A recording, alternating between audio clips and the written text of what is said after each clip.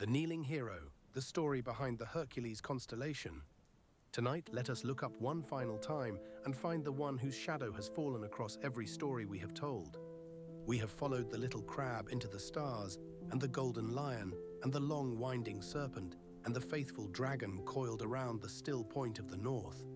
In each of those tales, one name has echoed again and again, and tonight, at last, we come to him.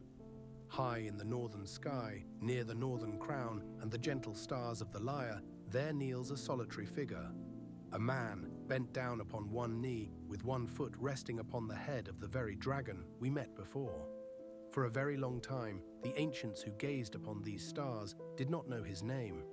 They called him only the Kneeler, the man upon his knees, and his identity remained a quiet mystery for age upon age. But in time, the world came to see who it was that knelt there in the dark. It was the greatest of all the heroes. It was Heracles, the one we remember as Hercules. Let us drift back one last time into the age of heroes. He was the son of a mortal woman, and of Zeus, the king of the gods, the strongest man who would ever live. But from the moment of his birth, he was hated by Hera, the queen of the heavens. For he was living proof that her husband's heart had wandered, and she never forgave him for simply existing. Her hatred was not a passing anger, it was cold and deep and endlessly patient, and it followed him through every day of his life. And in its cruelest hour, that hatred clouded his mind. Hera sent upon him a terrible madness, and in the darkness of it, the hero brought a great and lasting sorrow upon his own household. When at last his mind cleared and he saw what had been done, the grief of it nearly broke him. And so, to atone for that sorrow and to cleanse himself of it, he bound himself to a long and difficult penance. 12 labors. 12 tasks so impossible they were designed to be the end of him. You have already glimpsed many of them.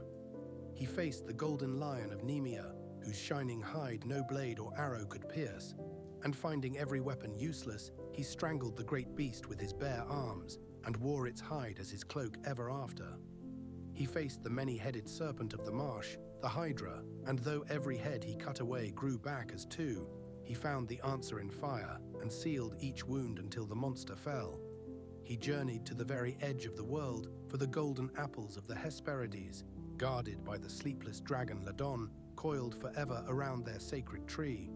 And so many more. Each labor was a mountain, and every one of them he carried upon his own shoulders. Which brings us at last to the strange and beautiful posture written into his stars, to that single bent knee. For when the ancients looked up and saw this mighty figure sunk down upon one knee, they did not see a man bowing before a king. They did not see him kneeling to any god or bending in surrender to any master. Understand this, for it is the very heart of who he was.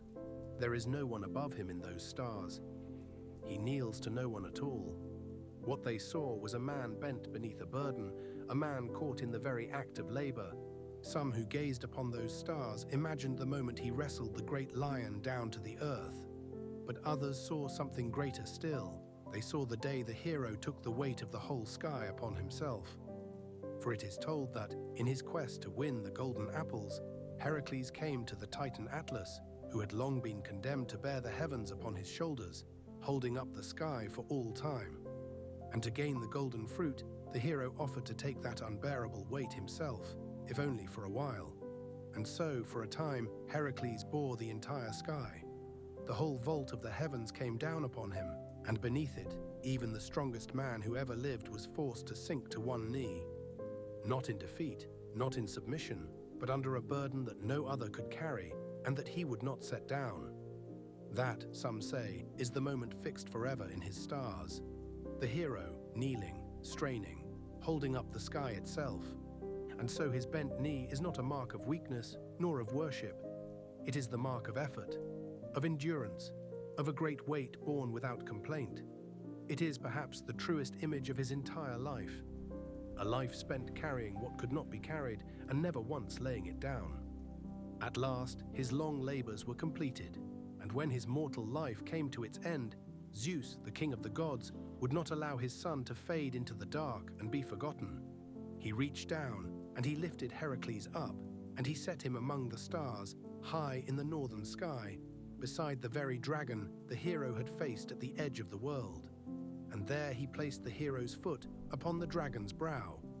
There Heracles remains to this very night, not resting, not at ease, but kneeling still in eternal labor, straining beneath his burden, just as he did in life. A monument for all the ages of the world, not to strength alone, but to something greater, to endurance, to the quiet courage it takes to carry a heavy thing and to keep going. So the next time you look up on a clear and darkened night, you may find them all together, scattered across the same great sky. The little crab, braver than anyone believed. The golden lion, the long and winding serpent of the marsh, the faithful dragon, coiled around the unmoving heart of the north. And there among them, at last, the hero himself, kneeling in the very midst of the creatures of his labors, with the whole of his long and difficult story written softly across the heavens in quiet light. He carried so much, and now he rests in the one place where his burden becomes something beautiful, a shape of stars watched over by all who look up and remembered. Rest now and let the stars keep watch, for the heavens are wide and full of hidden stories still, of heroes and of monsters, of lovers and of gods, all waiting quietly in the dark to be remembered once more. And every one of them is a tale for another night.